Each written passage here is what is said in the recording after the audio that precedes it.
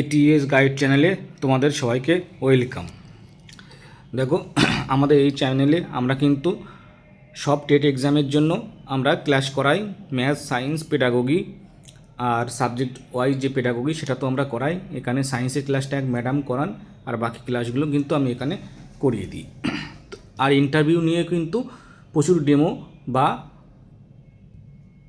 Suggestive কিছু class এখানে করিয়েছি আমি, আর সে ক্লাসগুলো চলছে। তো যারা এই রিলেটেড ক্লাসগুলো করতে চাও তো তারা অবশ্যই সাবস্ক্রাইব করে রেখো আর পাশে দেখো। দেখো, আজ যে জিনিসটা নিয়ে একটু আলোচনা করব, প্রচুর তো ভিডিও চারিদিকে চলছে। কেউ বলছে আবার নতুন করে এক্সাম হবে, কেউ বলছে পুরো প্যানেলটাই বাতিল হয়ে যাবে। কিন্তু তার মধ্যে সবথেকে বড় কথা যে আমাদের এসএসসি আর দুর্নীতি, ঠিক আছে, এই দুটো কথা যেন পরস্পরের পরিপূরক হয়ে দাঁড়িয়েছে। মানে এত কিছুর পরেও স্কুল সার্ভিস কমিশনের জন্য কোনো কিছুতেও কিছু শিক্ষা হয় না। এত কিছুর পরেও আবার সেই দুর্নীতির অভিযোগের যেন একটা মুখোমুখি দাঁড়িয়ে আছে। কি সেই জিনিসটা গেজেটে কোথাও বলা ছিল না যে দেখো, একটা বড় পরীক্ষা নিতে গেলে দুটো একটা কোশ্চেনের হয়তো ভুল হয়ে যেতে পারে, ঠিক আছে, কিন্তু সেই যদি ভুল হয়ে থাকে তো তার জন্য রিভিউ করা যায় বা চ্যালেঞ্জ করা যায়। তো সেই হিসাবে এসএসসির অনেক কোশ্চেন ভুল ছিল, দুটো একটা কোশ্চেন তো ভুল ছিল। জানি না এখানে এক্সপার্টগুলো কী কাজ করেন বা কী কাজের জন্য তারা এক্সপার্ট হয়ে এখানে ছিলেন, যে এক একটা পরীক্ষার কিছু কিছু বিষয়ে দেখা গেছে 5-7টা কোশ্চেন করে ভুল ছিল, আবার সেটার অ্যান্সার ফর অল করে দেওয়া হয়েছে। যাই হোক, এই সব কোশ্চেন ভুলের জন্য যারা রিভিউ করেছিল তাদের কিন্তু পার কোশ্চেন 100 টাকা করে নেওয়া হয়েছিল, যেখানে গেজেটে কিন্তু কোথাও এসএসসি বলেনি যে যদি কোশ্চেন ভুল থাকে তার রিভিউ বা চ্যালেঞ্জ করলে তার জন্য কোনো টাকা নেওয়া হবে। তো এসএসসি গেজেট প্রকাশ করেছে, আর এসএসসি কিন্তু সেই গেজেটটা ঠিকঠাক করে মানেনি। তো সেই পার কোশ্চেনে 100 টাকা করে তুলে তুলে প্রায় 1.5 কোটি টাকার কাছাকাছি একটা হিসাব আছে, মোটামুটি 1,30,00,000-এর কাছাকাছি নাকি টাকা আবার এসএসসি তুলে ফেলেছে। তো তাই নিয়ে কোর্টে ভীষণ বাকবিতণ্ডা, আর জানা গেছে যে 4 সপ্তাহের মধ্যে মোটামুটি এই টাকার পুরো হিসাব চেয়েছে, হয়তো ক্যান্ডিডেটদেরকে সেই টাকাটা ফেরত দেওয়া হবে। তো বিচারপতির মুখে সামনে কিন্তু পর্ষদের যে উকিলা ছিলেন তারা কি খুব ভর্ষিত হয়েছেন এই নিয়ে। তো এটা এক প্রকার আবার সেই টাকা তোলার একটা খেলা মতো যেন হয়ে গেছে। তো যাই হোক, এটা নিয়ে তো সামনে কি হয় দেখা যাবে। যেটা গেজেটে নেই সেটা কিন্তু এসএসসি করতে পারে না, তো এটা করে কিন্তু এসএসসি ভুল করেছে। তো এটা নিয়ে কি হয়, 4 সপ্তাহ পরে মধ্যে এসএসসি কি পদক্ষেপ নেয়, কি হিসাব দেয় সেটা দেখা যাবে। আর আশা করা যায় এই টাকাটা হয়তো আবার এসএসসিকে ফেরত দিতে হবে। এরপর আরও একটা বড় যে সমস্যা, এক্সপায়ারি অফ প্যানেল। এর পৃথিবীতে এমন কোনো নিয়োগ নেই যেখানে প্যানেল এক্সপায়ার হওয়ার পরে নিয়োগ হতে পারে, এমন কোনো নিয়ম নেই কোনো নিয়োগের।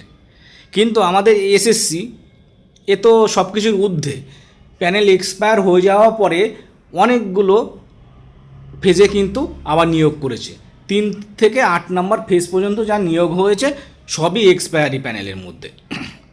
এবার এসএসসি কেন করেছে সেই এসএসসি জানে, কারণ এখানে এসএসসিরই স্বার্থ ছিল।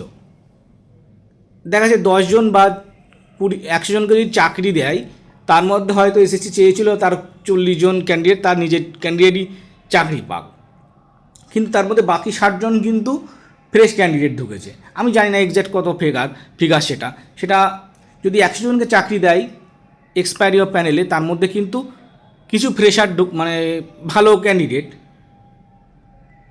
ঢুকে গেছে, যোগ্য যে যোগ্য ক্যান্ডিডেট বলতে পারি। দেখো, যারা টাকা পয়সা দিয়ে চাকরি পেয়েছে বা এসএসসি সুবিধা পেয়ে চাকরি পেয়েছে তাদের কথা বাদ দাও, যারা এই এক্সপায়ারি প্যানেলে যোগ্য ক্যান্ডিডেট ছিল, নিজে পড়াশুনো করে চাকরিটা পেয়েছে, এখন যদি প্যানেলটা এক্সপায়ার হয়ে যায় তাহলে সমস্যা কি?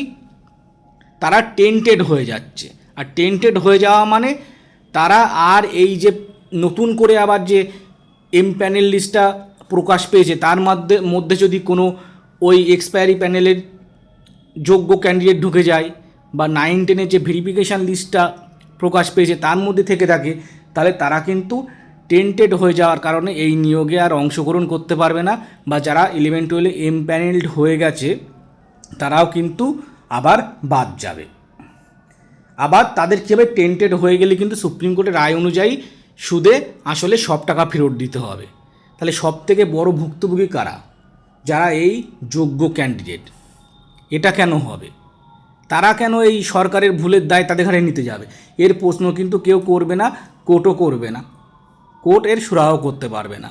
ঠিক আছে, তারা কিন্তু যারা এই টেন্টেডের মধ্যে চলে যাচ্ছে তাদের যে ক্ষতিটা হয়ে যাচ্ছে যোগ্য প্রার্থীদের, সেই ভুলের মাসুল দেওয়ার ক্ষমতা আর কারণ নেই।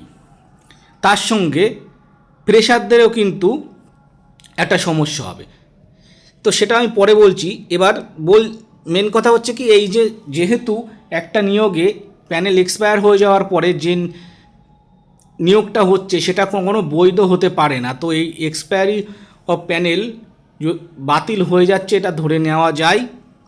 আর বাতিল হয়ে গেলে 11-12 যেসব টিচাররা ওই এক্সপায়ারি প্যানেল থেকে ইনক্লুড হয়েছেন তাদের চাকরিটা আবার বাতিল হবে। 9-10-এর ভেরিফিকেশান লিস্ট থেকে তারাও বাদ যাবে। তো তাহলে কি হবে? আবার কি তার মধ্যে আবার 10 নাম্বারের একটা ঘটনা আছে, তবে আমার মনে হয় না যে 10 নাম্বারটা পুরোপুরি বাতিল হবে, কারণ এটা একটা গেজেট দিয়েছে। এসএসসি একটা ইন্ডিপেন্ডেন্ট বডি, সে যে রুলটা তৈরি করবে সেটাই কিন্তু ফাইনাল হিসেবে ধরা হয়, সেটাকে চেঞ্জ করতে পারা যায় না যতটা সম্ভব। কিন্তু এই 10 নাম্বারটা আর বাতিল করা যাবে না আমার মতে। তো 10 নাম্বার এটা হতে পারে, ইন্টারভিউয়ের পরে অ্যাড হতে পারে।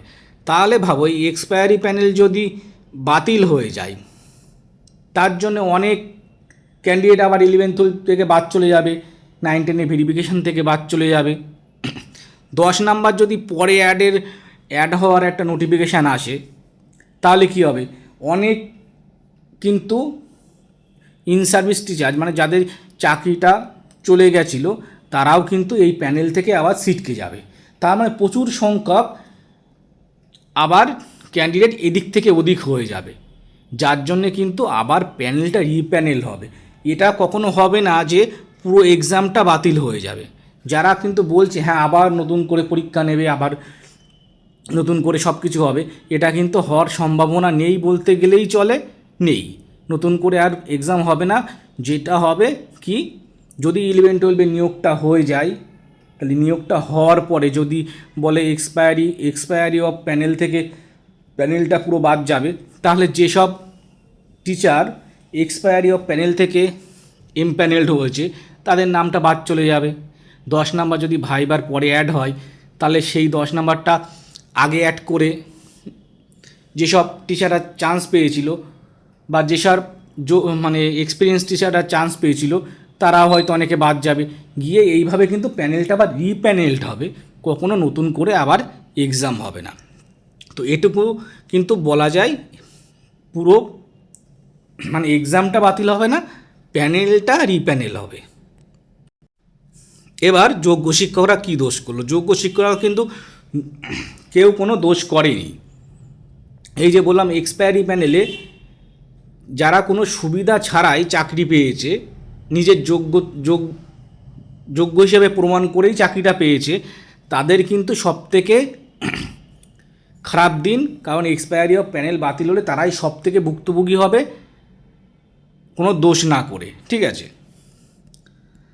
আর ফ্রেশারদের বর্তমান অবস্থা কি? ফ্রেশাররা ম্যাক্সিমাম সবাই এখন আশায় আছে 10 নাম্বারটা ক্যান্সেল হোক আর এক্সপায়ারি অফ প্যানেলটা পুরোটা বাতিল হয়ে যাক, তাহলে কি ফ্রেশারদের চাকরি পাওয়ার সম্ভাবনাটা অনেকটা বেশি হয়ে যাবে। কিন্তু শুধু ফ্রেশারদের কথা ভাবলে তো চলবে না। যেসব টিচাররা এতদিন চাকরি করছিল, তাদের অবস্থা কিন্তু ফ্রেশারদের থেকে সবথেকে বেশি খারাপ। ফ্রেশাররা তো যারা চাকরি পায়নি, তারা এক প্রকার বেকার হিসাবে নিজেদেরকে সেইভাবে মানিয়ে নিয়ে কোনো না কোনো কাজ করে চালিয়ে দিচ্ছে। কিন্তু একজন যে টিচার, সে চাকরি করতে করতে তার সব কিছু যদি হারিয়ে ফেলে, তার মতো মানে অসহায় কেউ হবে না।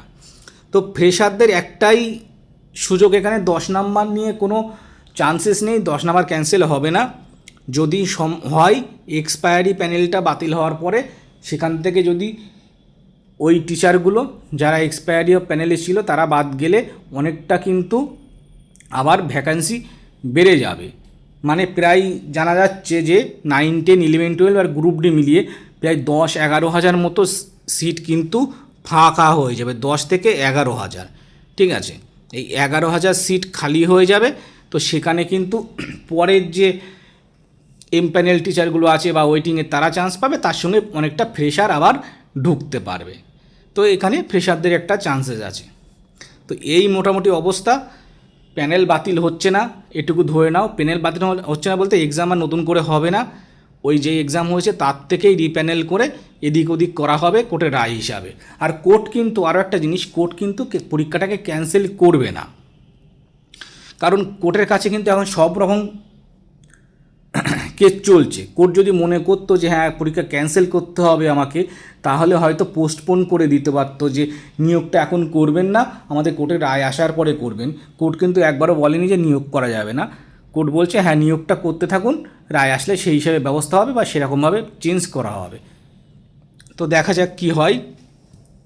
এই মোটামুটি অবস্থা। তো নেক্সট কোনো ভিডিওতে আমাদের এখানে যে পেডাগোগি ক্লাসগুলো করানো হয়, সায়েন্স ক্লাস বা ম্যাথ ক্লাস করানো হয়, সেগুলো যারা করতে চাও তারা অবশ্যই সাবস্ক্রাইব করে রাখবে, আর ইন্টারভিউয়ের ক্লাসগুলো সবাই দেখতে পারো।